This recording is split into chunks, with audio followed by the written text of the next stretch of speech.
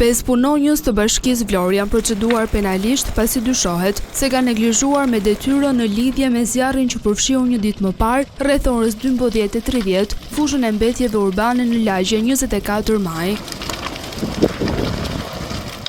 Në akuzë janë Francesco Tozaj, drejtori i ndërmarrjes së pastrimit, Alpin Skëndaj, përgjegjës i bordit të kullimit, si dhe 3 manovratorë të këtij institucioni, Luanda Lipaj, Endrit Delaj dhe Daniel Islamaj. Sipas policisë, këta punonjës nuk e realizuan siç duhet detyrën, pasi nuk morën masa në kohë për shuarjen e zjarrit, që erdhi si pasojë e temperaturave të larta, duke sjellë ndotje të konsiderueshme.